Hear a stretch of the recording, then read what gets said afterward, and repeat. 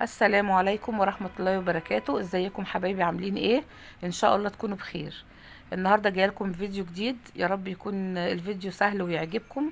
وهو اصلا الفيديو سهل مفيهوش اي حاجة، ولكن احنا حبينا نعلم بقى البنات الصغيرة ازاي ان هي تستفيد من موسم التوم دلوقتي، وان هي تفرز في الفريزر توم وتشيله تستعمله يبقى جاهز عندها على طول.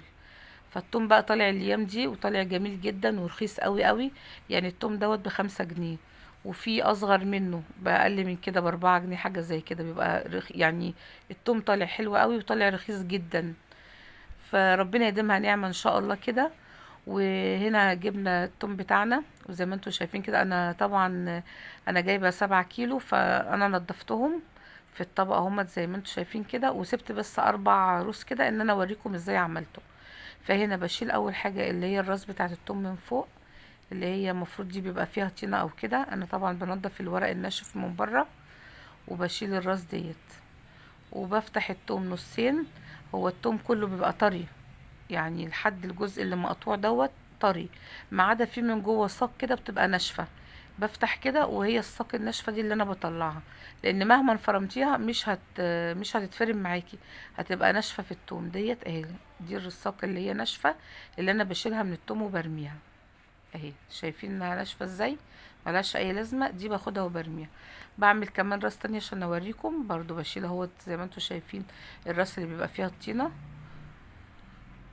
وبعدين بشيل الورق الناشف اللي من بره. وكل ما تجيبي التوم بدري، اول ما التوم بيطلع كل ما تجيبي التوم بدري، انك عشان عايزه تفرميه بيبقى سهل معاكي انك تجيبيه بدري. لكن لو استنيتي شويه بيبدا الورق اللي من بره بينشف، ويبقى صعب بقى ان انت تفرميه، لانك بتشيلي منه جزء كبير. لكن كده التوم لسه طالع، فزي ما انتوا شايفين كده انا بشق الراس التوم نصين، وبشيل الساق اللي هي ناشفه اللي جوه برميها.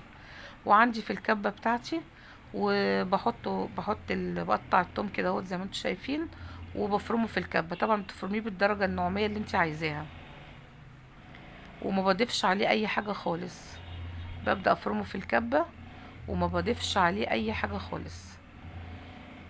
بعد ما بفرمه ممكن احط عليه كله كوباية زيت، واحط عليه مثلا ايه 5 6 معالق ملح، واقلبه كله في قلب بعضه، واحطه في اكياس.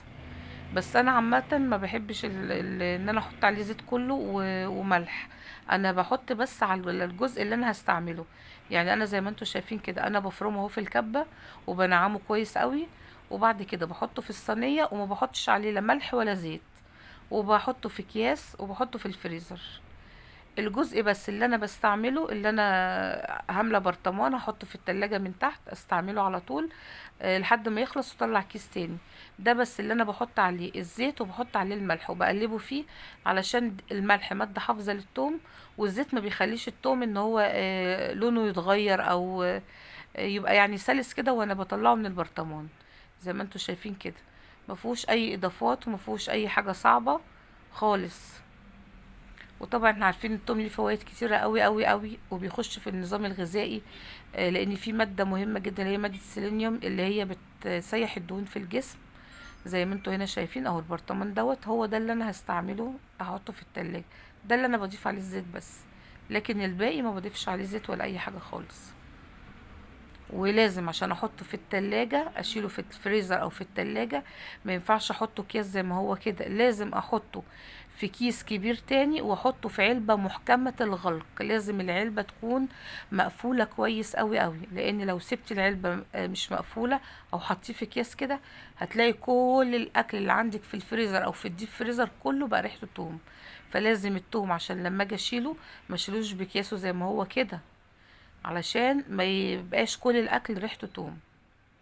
انا حبيت اوريكم طريقة فرم التوم. وطبعا كلكم شاطرين وعارفين، بس احنا بنعلم البنات الصغيرة بس عشان تفتكر معانا كده، ونستفيد من موسم التوم وهو ما هو موجود، لان التوم دلوقتي رخيص جدا. شوية قدام وبيبدأ التوم يغلى. اتمنى ان تعملوا لي شير وتعملوا لايك، يا رب يكون الفيديو عجبكم.